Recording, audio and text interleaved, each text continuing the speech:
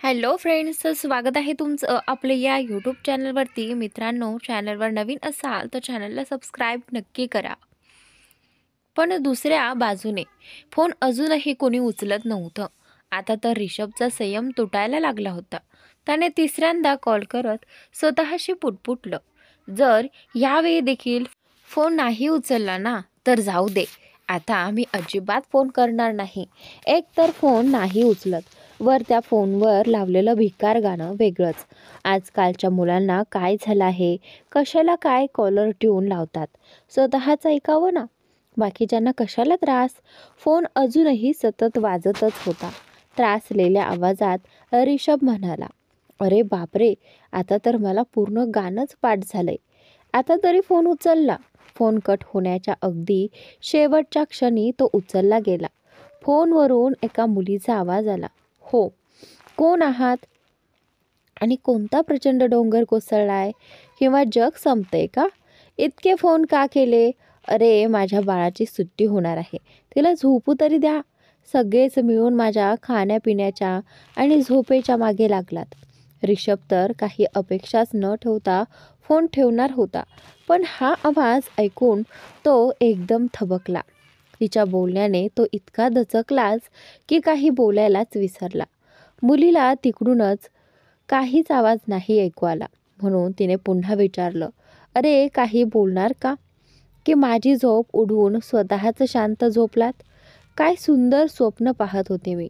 माझा राजकुमार त्यांच्या पांढऱ्या ऑडीमध्ये मला घेऊन जात होता एका सुंदर ठिकाणी, आणि मला आपल्या मांडीवर बसून लाल चटणीमध्ये बुडवून मोमोज खायला घालत होता. हे सांगतानाच तिच्या तोंडाला अक्षरशः पाणी सुटलं होतं. हे ऐकून आता ऋषभलाच वाईट वाटलं. किती छान स्वप्न बघत होती बिचारी. मीच मोडून टाकलं. त्याच्या मनात आलं. तेवढ्यात त्याला आठवलं की तो फोन का करत होता. त्याने घसा खा करत म्हटलं, पहिल्यांदा कृपया हे बिनसल्ट बोलणं थांबवाल का? समोरच्यालाही काही बोलू द्या. कधी झोप, कधी राजकुमार, कधी मोमोज, काहीतरीच. मुलीला मुलाच्या आवाजात बोलणं ऐकून एकदम जाग आली, पण त्याच क्षणी रागही आला. ती काही बोलणार इतक्यात ऋषभ बोलू लागला. Miss Anusha, I am Rishabh Sharma from ASR entertainments and international. मी मिस्टर अविराज सिंह राठोड यांचा PA बोलतोय. तुम्ही आमच्याकडे तुमची ॲप्लिकेशन पाठवली होती. आम्ही ती पाहिली आणि तुमचे फोटो आम्हाला खूप आवडले. So you R selected. 4 दिवसांनी आमचा एक फोटोशूट सेशन आहे. टेस्टसारखं आहे. तुम्ही तिथे यायचं आहे. बाकी तपशील आणि पत्ता तुम्हाला मेलद्वारे मिळेल. इतकं सांगून ऋषभ पुन्हा फोन ठेवणार इतक्यात मुलगी म्हणाली, थांबा थांबा, मिस अनुषा नाही, तिची मैत्रीण सानिया बोलते. काळजी करू नका, तुमचा मेसेज मी तिला पोहोचवते. हे ऐकताच ऋषभ पूर्णपणे भडकला.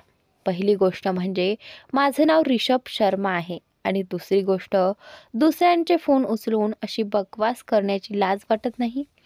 सानियाही आता तितक्याच तिखट सुरात म्हणाली, पहिली गोष्ट म्हणजे तू मुलगा आहेस आणि आयुष्यात पहिल्यांदाच एखाद्या मुलाचा फोन आलाय, म्हणून मी तुझ्याशी सभ्यपणे बोलले. आणि दुसरी गोष्ट, फोनचं काय? हे बोलता बोलता ती अचानक थांबली. अरे देवा, काय बोलत होते मी? अनु अगदी खरं म्हणते. मला माझी जीभ जरा कमी चालायला हवी. ती अचानक शांत झाल्याचं लक्षात येताच ऋषभ म्हणाला, काय झालं? हा फोन माझा? म्हणजे? सानियाने झटकन विषय बदलत उत्तर दिलं, फोन माझा असो किंवा कोणाचा, तुला काय? ज्याचा फोन आहे त्याला प्रॉब्लेम नाही, आणि ज्याने फोन उचलला आहे त्यालाही नाही. मग तुला कसला त्रास? तुझं काम होतं मेसेज देणं. दिलंस? बस, आता फोन ठेव. दिसली सुंदर मुलगी की लगेच लाईन मारायला येतात. जा जा, तुझं काम कर. आणि ऋषभ काही बोलायच्या आधीच तिने फोन कट केला. फोनकडे बघत ऋषभ कुजबुजला. हे देवा, ही कोण होती? नाही नाही, काय होती ही? मेंदूचं दही नाही केलं, थेट छास बनवून पिऊन टाकलं. देवाचे उपकार की ही अनुषा नव्हती. एक फोन करून हा हाल केला तर समोर असती तर काय केलं असतं. गॉड, मला काहीही शिक्षा द्या, पण पुन्हा या पागलाशी सामना होऊ देऊ नको, असं म्हणत त्याने सर्व विसरून पुन्हा कामात स्वतःला गुंतवून घेतलं. मराठीमध्ये सुधारलेला पुढचा भाग. फोन ठेवून सानिया बेडवर बसली होती. तिच्या मनात एकच विचार चालू होता. अगं सानिया, जेव्हा करण्याआधी नाही विचार केला तर आता झाल्यानंतर विचार करून काय होणार. अनुला एक दिवस तरी खरं सगळं कळणारच होतं, पण तिच्या समोर जाण्याची तर जाम भीती वाटते. रागाच्या भरात तिने माझ्या मागे त्या तिच्या परिसरातील कुत्रे सोडले तर नाही, माझ्या भरी भरलेल्या तरुणाईला आणि या कातील फिगरला काही धोका नको. काय करू थोडा विचार करून तिने स्वतःशीच म्हटलं. एक काम करते, तिच्या घरी न जाता तिलाच बाहेर बोलावते, एखाद्या मुलांच्या पार्कमध्ये. तिथे किमान जर ती मला मारायलाच आली तर मुलं तरी मध्ये पडतील. हो, हेच योग्य आहे. मग तिने अनुषाला फोन करून दुपारी भेटायला बोलावलं. फोन ठेवल्यावर भिंतीवरच्या साईरामच्या फोटोसमोर हात जोडून म्हणाली, साईराम, कृपया माझी मदत करा. मी जे काही केलं त्यामागचा हेतू चुकीचा नव्हता. हो, पद्धत थोडी चुकली असेल. थोड्या वेळाने मुलांच्या पार्कच्या गेटवर अनुषा येऊन थांबली. कधी फोनकडे पाहत होती तर कधी आजूबाजूला. ही सानिया मला इथे का बोलवते? लगेचच तिने लोकेशन पुन्हा तपासलं. खूप न विचारता ती आत गेली आणि एका बाजूच्या बाकावर बसून सानियाची वाट पाहू लागली. समोर खूप मुलं खेळत होती. काही लहान राईड्सवर मज्जा घेत होते, तर तेवढ्यात एक छोटा मुलगा स्लाईडवरून उतरतानाच तोल जाऊन खाली कोसळला. लागलं नव्हतं, पण घाबरून तो रडू लागला. अनुषा त्याच्याकडे जाणार इतक्यात त्याची आई धावत आली. तिने मुलाला उचलून घेऊन प्रेमाने शांत करत म्हणाली, अरे माझ्या बाळा, काही नाही झालं. बघ, आई इथेच आहे. चल आता शांत हो. मुलगा आईच्या कुशीला बिलगून म्हणाला, मम्मा, मला दुखलं नाही, मी घाबरलो म्हणून रडलो. पण तुम्ही डॅडला सांगू नका, नाहीतर ते रागावतील. ती आई हसून म्हणाली, बाळा, डॅड तुझ्यावर खूप प्रेम करतात, म्हणूनच कधी कधी रागवतात. तुला दुखताना पाहून आम्हालाही दुखतं रे. हे सगळं दुरून पाहताना अनुषाच्या डोळ्यात एक खोल रिक्तता स्पष्ट दिसत होती. तितक्यात कोणीतरी तिच्या खांद्यावर हात ठेवत विचारलं, काय बघतेस असं? अनुषा थोड्या दाटलेल्या आवाजात म्हणाली, तेच जे माझ्याकडे नाही, जे मला कधी मिळालंच नाही. सानियाला कळलं होतं की ती काय अनुभवते. तिने अनुषाला घट्ट मिठी मारली. अनुषाच्याही डोळ्यात पाणी आलं. अनुषा म्हणाली, जर माझी आई असती तर तीही मला असंच जवळ घेऊन रडू दिलं नसतं का? आई आणि बाबा असते तर मी काही चुकीचं केलं तर मला ओरडले नसते का? माझ्या दुखण्यात त्यांनाही दुखलं नसतं का? सानिया शांत राहून तिच्या पाठीवरून हात फिरवत होती. मग तिला घेऊन ती परत बाकावर बसली. थोड्या वेळाने अनुषा सावरली आणि विचारलं, चल सांग आता, इतक्या अर्जंटली का बोलावलं? तेही इथे? कुठल्या नव्या इडियटला भेटायलाच आली नाहीस का? आणि मला सुरक्षा म्हणून घेतलेच असं नसेल ना? सानियाला अचानक आठवलं की ती इथे कोणत्या युद्धासाठी आली आहे. तिने डोळे बंद करून स्वतःला धीर दिला. मग एका दीर्घ श्वासात तिने सगळं कबूल केलं. अविराजच्या ऑफिसमध्ये अनुषाच्या नावाने पाठवलेली ॲप्लिकेशन, फोटो आणि इतर डिटेल्स, हे सगळं प्रत्यक्षात सानियानेच पाठवलं होतं. अनुषाला याची कल्पनाही नव्हती. अनुषा काही क्षण शांत बसली. सानियाने चप्पल खाण्याच्या भीतीने एक डोळा उघडून पाहिलं आणि विचारलं, ए, तू जिवंत आहेस ना? एवढा शॉकही नाही दिला की तू थेट म्हणशील? अनुषाने तिला थोडं हलवलं आणि तेवढ्यात ती अचानक चिडून ओरडली, तू वेडी आहेस का? डोकं नाही का तुला? तुला माहिती आहे ना मी या सगळ्यापासून दूर कशासाठी गेले होते? साहिलला हे सगळं बिलकुल आवडत नाही. मग कुठल्या अधिकाराने हे सगळं केलंस तू? एकदाही माझा विचार केला नाहीस? साहिलचं नाव ऐकताच सानियाही भडकली. मग मी काय करावं? माझ्या डोळ्यासमोर तुझं स्वतःच्या स्वप्नांना मारताना बघत बसू? तोही 2 दिवसांच्या ओळखीच्या कोणासाठी? 9 वर्षांपासून तुला ओळखते मी. लहानपणी कशी दगडासारखी झाली होतीस. आईच्या थोड्या प्रेमासाठी कशी तडफडली होतीस. सगळं माझ्या डोळ्यांसमोर आहे. आणि तुझं एकच स्वप्न होतं, मॉडेलिंग. त्यासाठी तू मेहनत सुरू केली होतीस. मग अचानक त्याचा गळा कसा घोटलास तू? आणि अधिकाराची बोलतेस. तुझ्यावर त्या साहिलपेक्षा 100 पट जास्त अधिकार आहे माझा. आणि तू म्हणालीस की एकदाही तुझा विचार केला नाही मी. अरे तुझाच विचार करून तर हे सगळं केलं. सानियाचं बोलणं ऐकून अनुषा थोड्या दाटलेल्या आवाजात म्हणाली, पण तुझा हा मार्ग चुकीचा आहे ना? सानिया शांतपणे पण ठामपणे म्हणाली, बरोबर, चूक मला माहीत नाही. पण तुझ्यासाठी पुढेही काही करावं लागलं ना तर असंच करेन. कारण मित्राच्या भल्यासाठी केलेलं काहीच काम कधी चुकीचं नसतं. आणि तू तर मला आईसारखी आहेस. तुला जरी आईचं प्रेम मिळालं नाही तरी मला तू कधी एकटी पडू दिलं नाहीस. माझ्या चुकीवर तू मला रागावलीस, समजावलंस. छोट्या छोट्या आनंदातही तू माझ्यापेक्षा जास्त खुश होतेस. इतकंच काय, माझा वाढदिवससुद्धा तूच दरवर्षी साजरा करतेस. तुझ्यासाठी माझं आयुष्यही द्यावं लागलं तरी मला काही दुःख होणार नाही. सानिया थोडी भावूक होत म्हणाली. अनुषा आता स्वतःचीही भावनांची आवरू शकत नव्हती. ती सानियाला मिठीत घेत म्हणाली, माझं मूल इतकं मोठं केव्हा झालं? मला कळलंच नाही. किती मोठ्या मोठ्या गोष्टी करू लागलीस तू. खरं तर सानियाचे आई बाबा कामानिमित्त मुंबईबाहेरच बहुतेक वेळ असतात. नावाला ती काकू आणि चुलत भावांसोबत राहत होती, पण त्यांच्याकडून तिला खास प्रेम किंवा काळजी मिळत नव्हती. त्यामुळे एका अर्थाने तीही अनुषासारखीच एकटी पडलेली होती.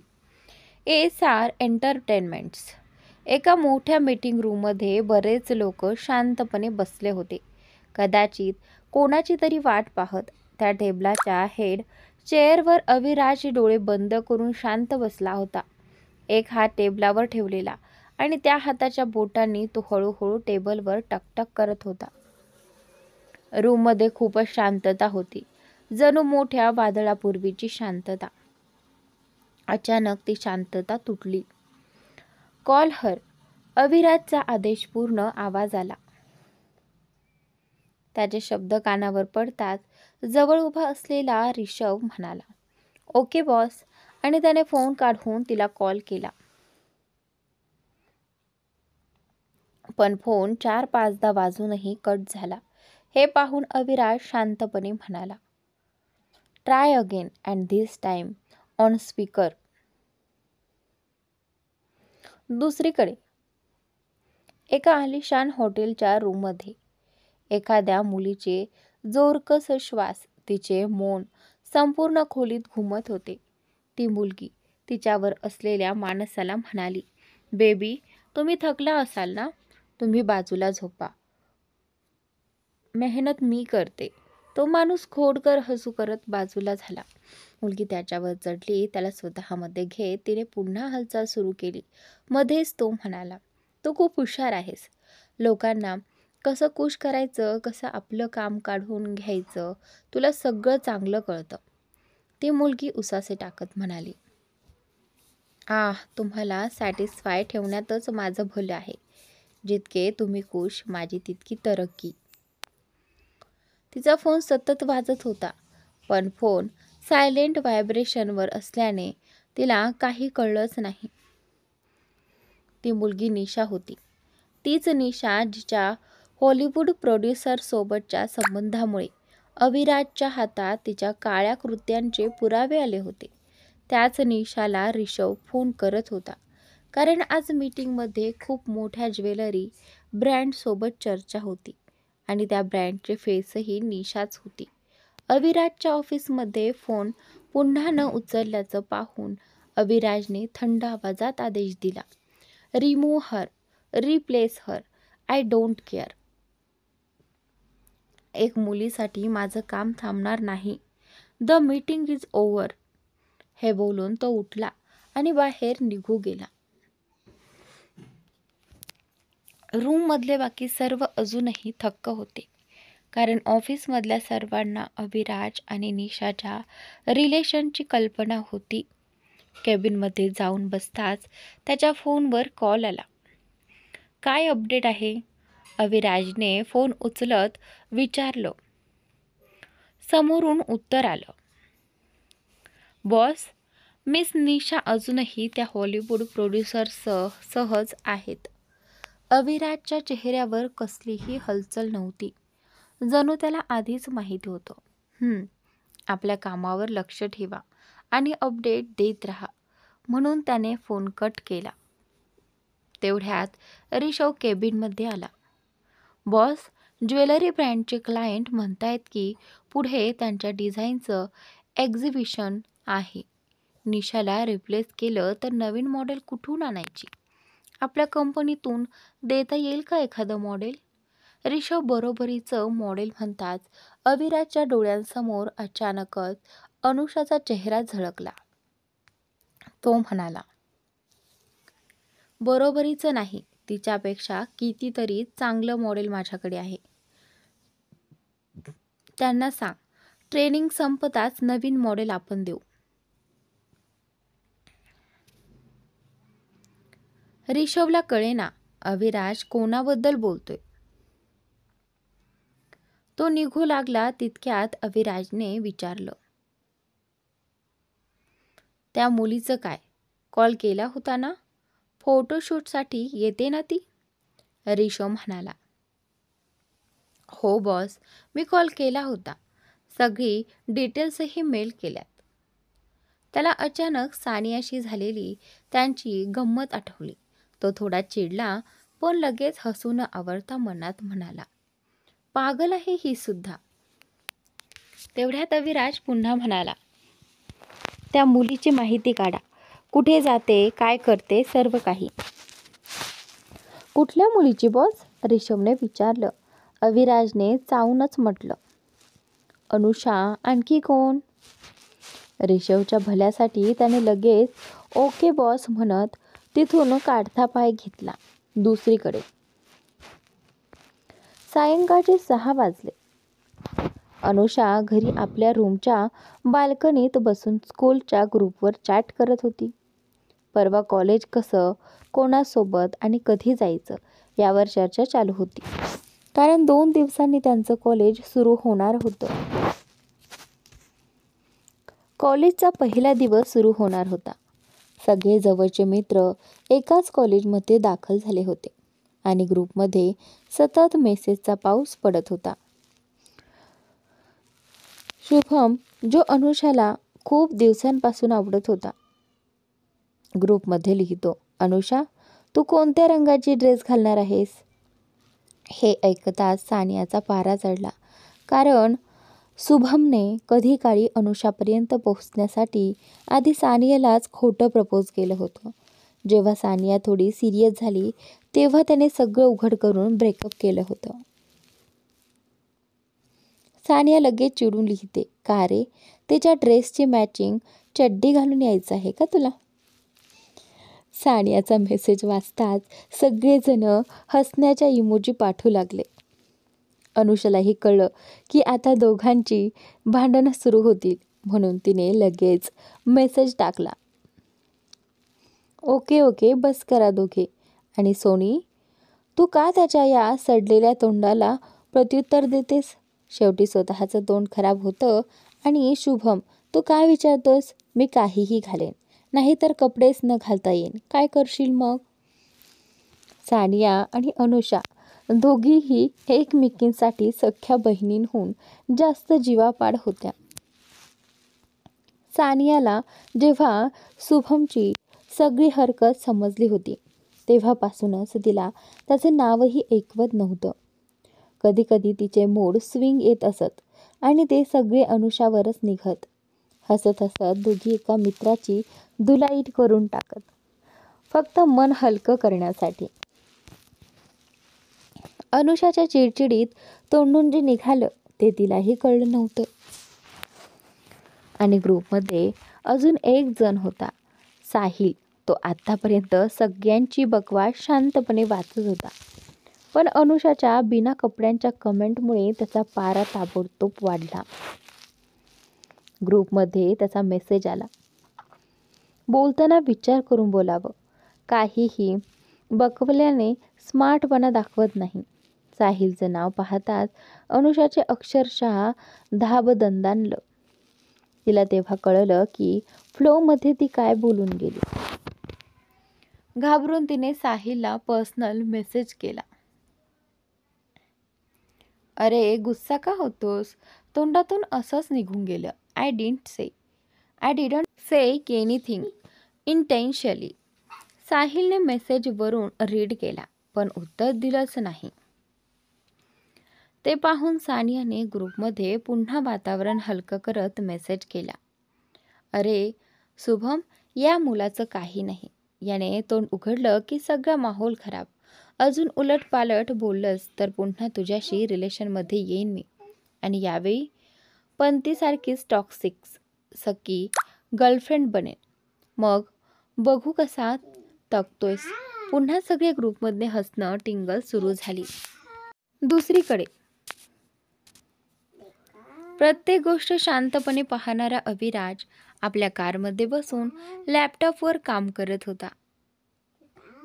तेवढ्यात त्याला ऋषभने पाठवलेल्या मेलचा नोटिफिकेशन आला. त्या मेलमध्ये ऋषभने अनुषाबद्दल थोडीफार माहिती पाठवली होती. त्याला अनुषा काही फार विशेष वाटली नव्हती, म्हणून ऋषभने ही फार खोलात जाऊन माहिती गोळा केलेली नव्हती. मेल वाचता वाचताच अनुषाच्या कॉलेजच्या ठिकाणी त्याचं लक्ष गेलं. त्याने लगेच ऋषभला फोन करून सांगितलं, ST झेवियर्स कॉलेजच्या वर्षीच्या फ्रेशर्स पार्टीला माझं नाव चीफ गेस्ट म्हणून सुचव, आणि हे पूर्णपणे कॉन्फिडेन्शियल ठेव. विनाकारण मीडिया अटेन्शन मला अजिबात आवडणार नाही. फोन कट करून तो स्वतःशीच पुटपुटला, मिस अनुषा, लवकरच पुन्हा भेटू. मी नशिबाच्या भरोशावर राहत नाही. नशीब मी स्वतः तयार करतो. ऋषभ फोनकडे बघत स्वतःच म्हणाला, हे बरोबर बॉसचंच कॉल होतं का?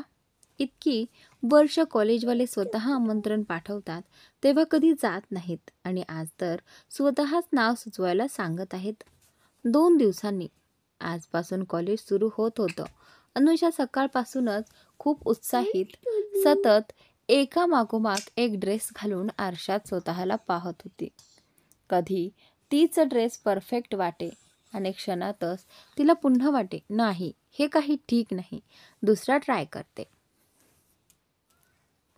बेडवर बसलेली सानिया कपाळावर हात ठेवून तिचं अर्जंट काम पूर्ण होताना पाहत होती.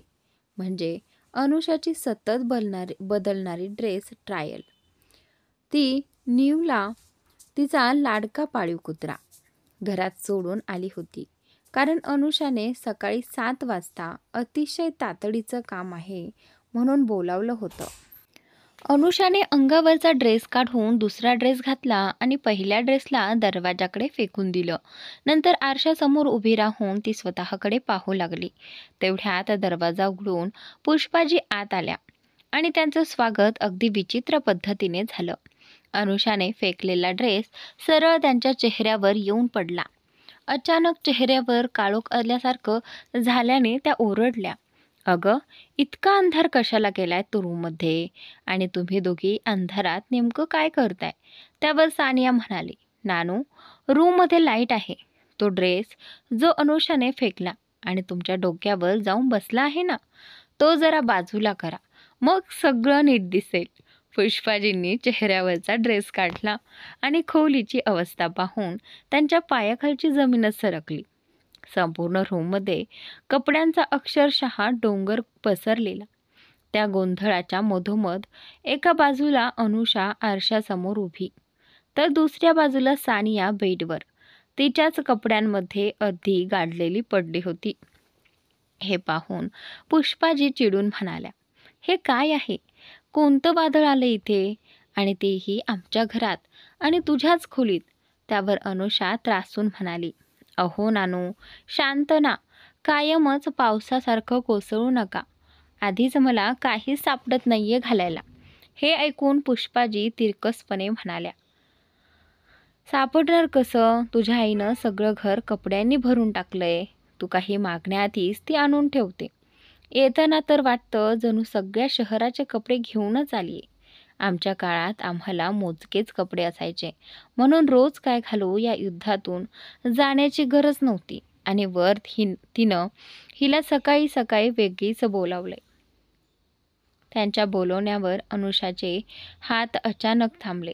तिच्या चेहऱ्यावर एक कडवट दडपलेल्या भावना असलेली स्मित उमटली. "हो नानू, बरोबर म्हणालात. मम्मी माझं काही बोलणं वाट पाहत नाही. मी मागायच्या आधीच त्या सगळं आणतात.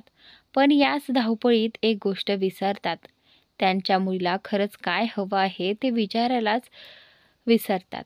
ती पुढे म्हणाली, "कपड्यांचा डोंगर तर असणारच, कारण माझ्या वाढदिवशी प्रत्येक प्रसंगी त्या इथे नसतात आणि त्यांच्या जागी भेट म्हणून नवे नवे कपडे येतात." हे ऐकूनही पुष्पाजींना काही समजलं नाही. उलट त्यांना वाटलं की अनुषा त्यांच्यावरच टोमणे मारते आहे. "मला काही पडलं नाही. मी फक्त जेवायला बोलवायला आले होते. नाहीतर न खाता निघून जाशील आणि मग तुझी आई माझ्याच मागे लागेल. लवकर आवरा हे सगळं आणि खाली या." असं म्हणत त्या तिथून निघून गेल्या.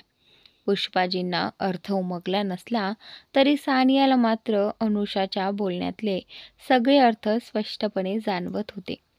तिने वातावरण हलकं करत म्हणाली, "वा बेब, या ड्रेसमध्ये तर एकदम धमाल दिसतेस तू." अनुषा हसत म्हणाली, "नाईस नाईस ट्राय बेब, पण तू माझी मुलगी आहेस, मी तुझी नाही. आणि प्लीज आता या गोष्टींनी काही फरक पडत नाही माझ्यावर." बोलण्यानं ती उदास नाही असं दाखवत होती, पण तिच्या मनात काय चाललं होतं ते फार कमी लोकांना माहिती होतं.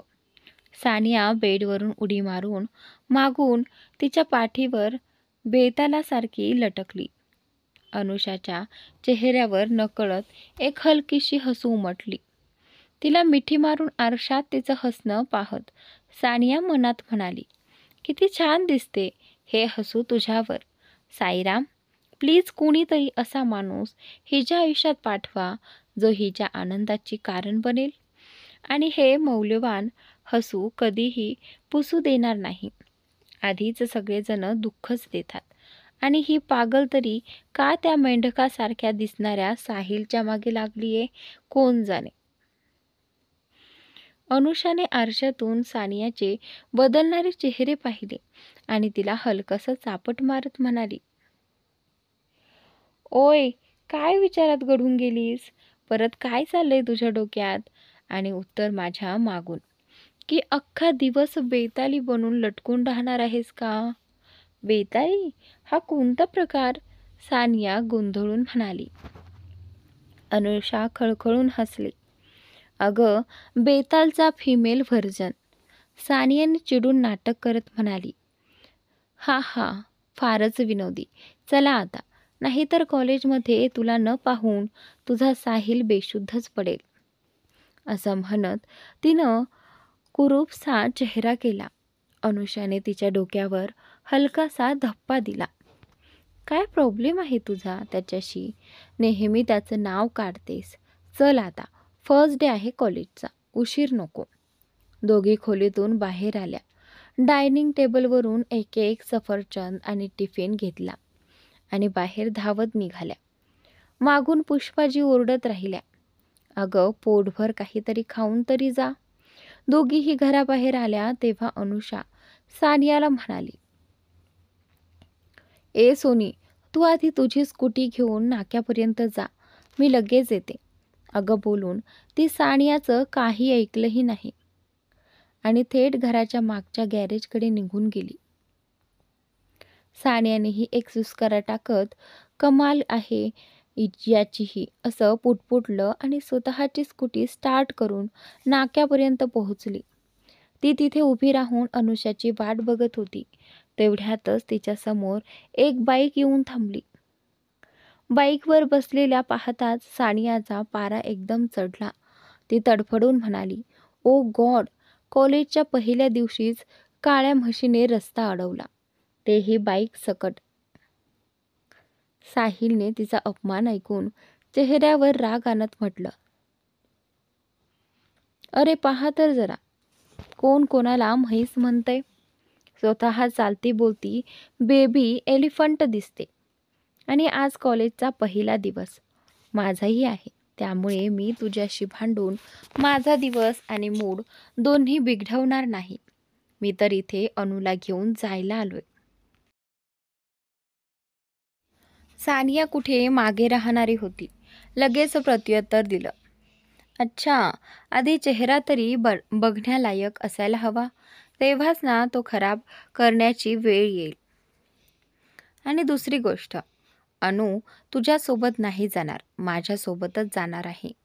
म्हणून शांतपणे निघ इथून, नाहीतर ही बेबी एलिफंट तुझ्यावर चढली ना तर चिमट्याने उचलून न्यायला लागशील.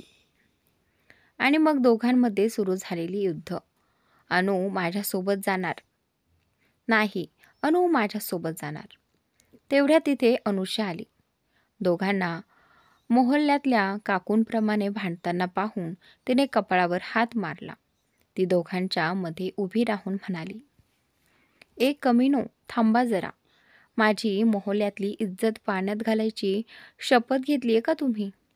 आज पुन्हा कोणत्या महान विषयावर चर्चा सुरू आहे.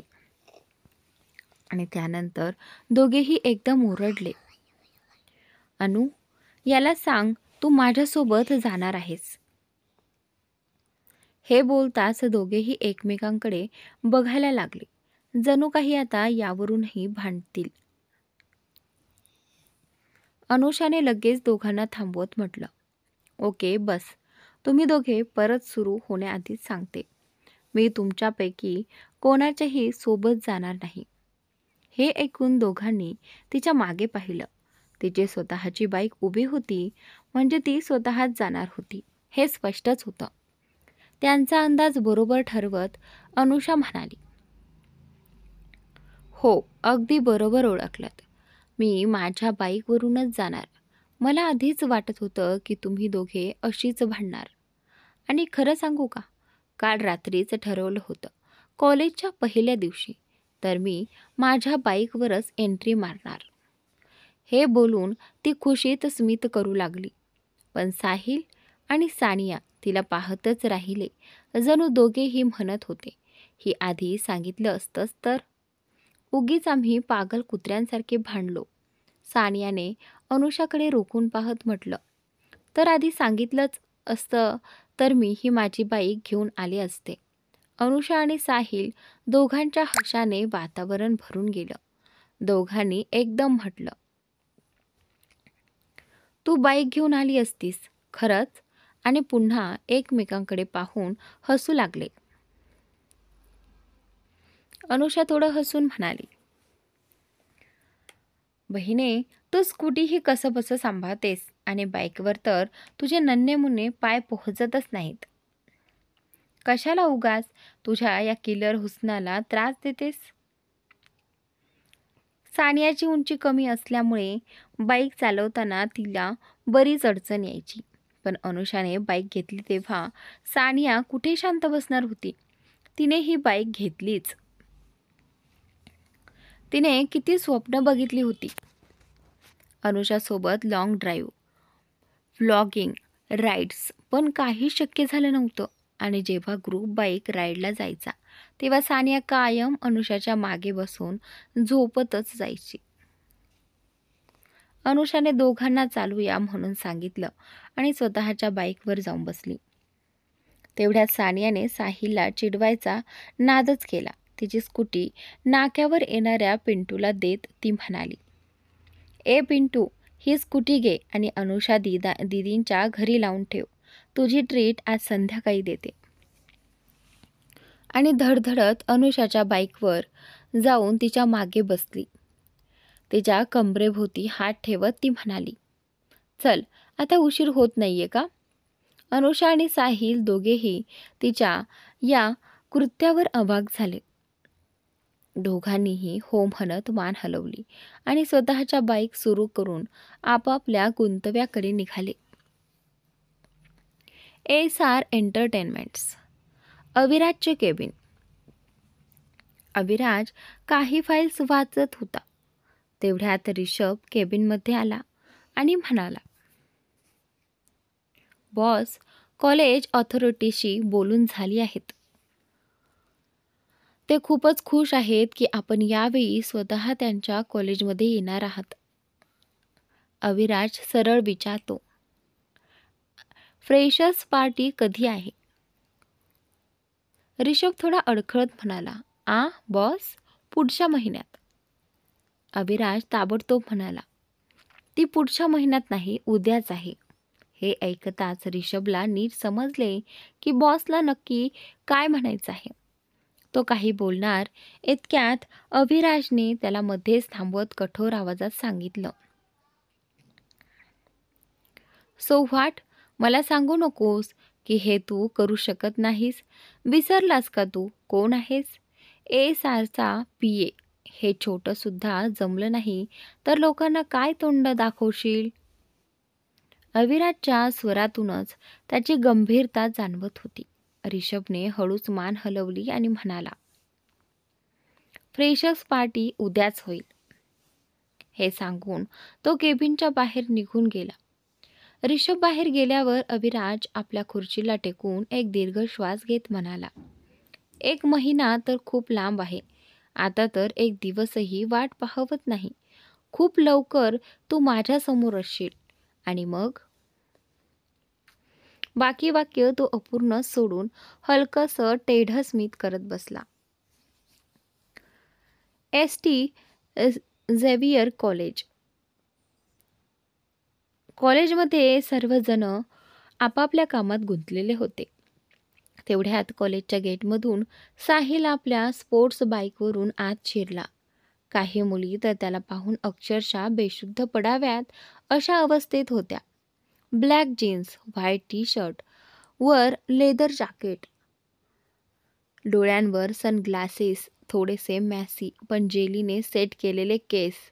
कॉलेजच्या पहिल्याच दिवशी लुक्सने तो मुलींवर विध्वंस घडवायला तयार होता. आकाश आणि त्याचे मित्र मुलींच्या रिॲक्शनकडे बघत उभे होते. आकाशने हसत म्हटलं, यार, हा कधीच सुधारणार नाही वाटते. स्कूलसारखंच कॉलेजमध्येही आपण सिंगलच मरू. तेवढ्यात शुभमने कॉलेज गेटकडे बोट दाखवत म्हटलं, भाई, त्याला नंतर कोस, आधी उधर बघ. सर्वजण गेटकडे वळले.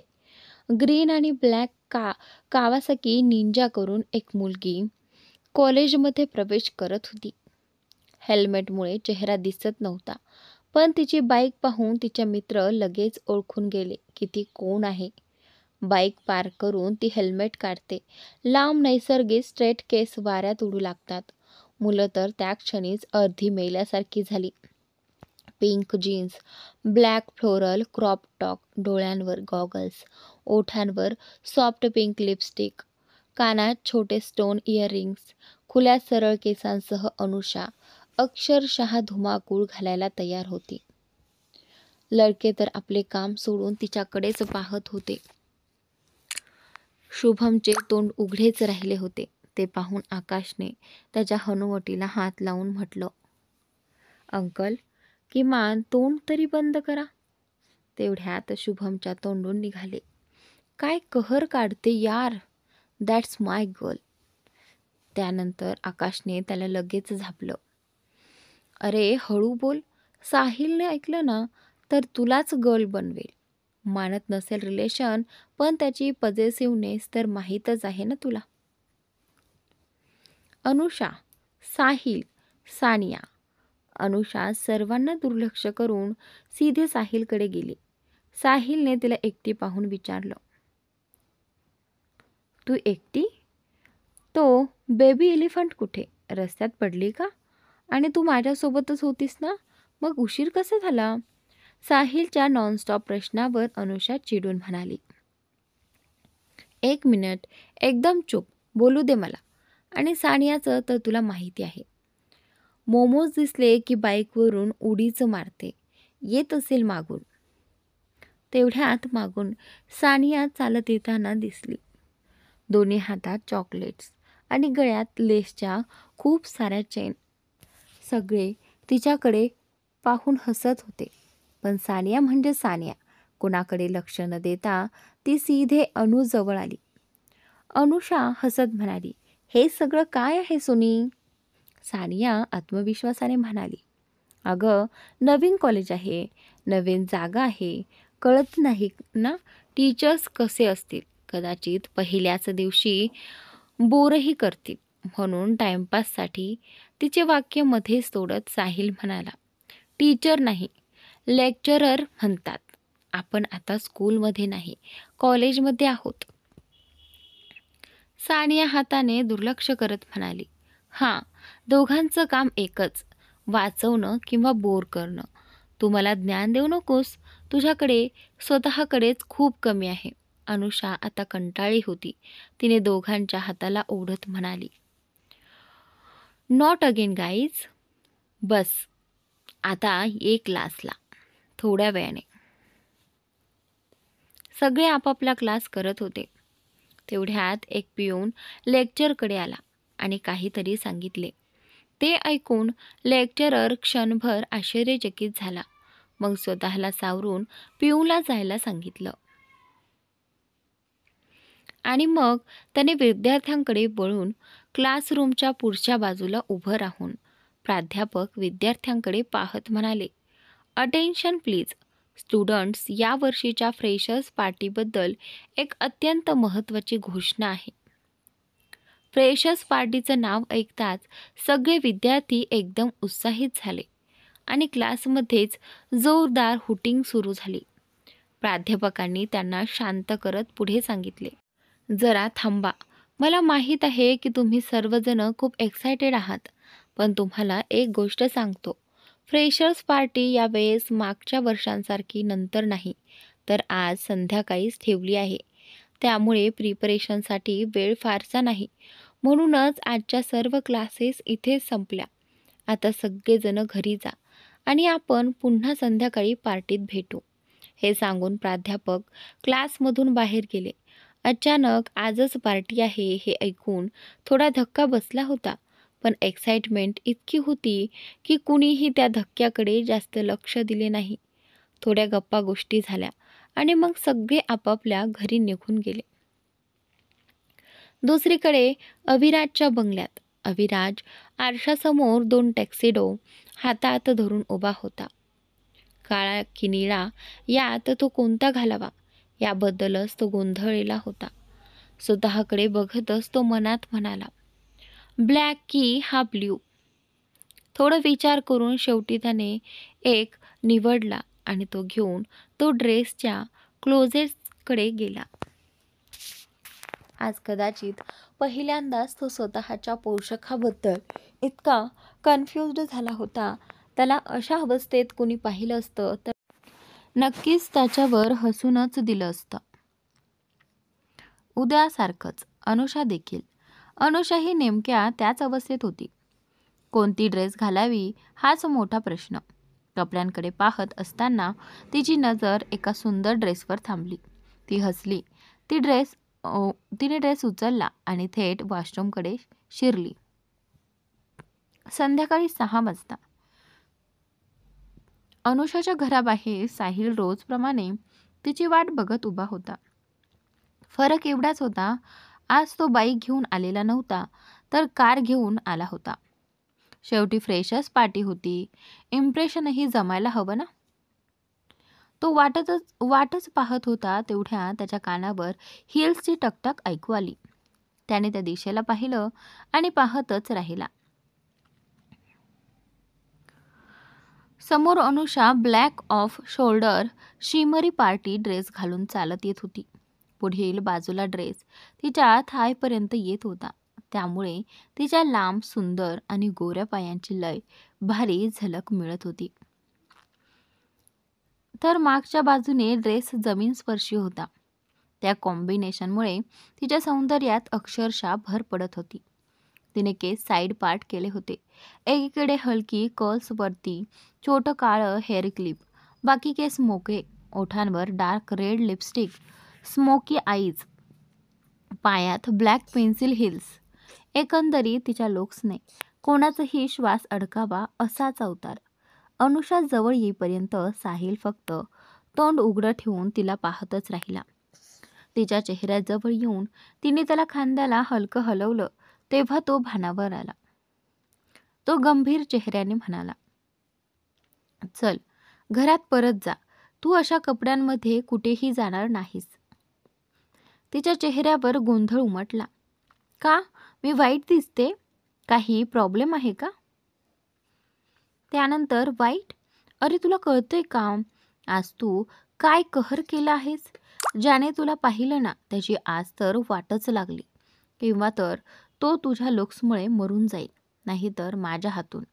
माझ्या अनुला तसं पाहिल्याबद्दल. साहिल म्हणाला, अजूनही तिच्याकडेच नजर रोखून. माझी अनु? हे शब्द अनुषाच्या मनाला अगदी गोड स्पर्श करून गेले. पहिल्यांदाच साहिलने तिला असं म्हटलं होतं. आपला आनंद लपवत तिने त्याला चिडवत विचारलं, माझी अनु? हा, बाकी लोकांसमोर तर तू मला ओळखतही नाहीस, मग आज अचानक ही माया कुठून आली?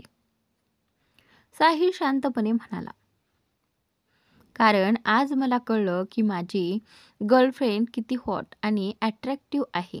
तुला माहिती आहे का, आज तुला बघून असं वाटतंय की तू मॉडेलिंग इंडस्ट्रीत गेलीस तर मोठमोठे मॉडेल्सही तुझ्यासमोर फिके पडतील.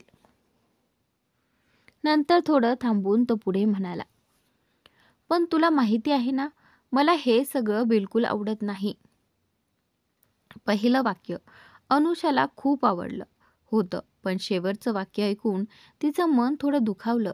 जरी तिने दाखवलं नाही, तिने स्वतःला नॉर्मल दाखवत म्हटलं, ठीक आहे, हे सगळं सोड, चल आता, नाहीतर उशीर होईल.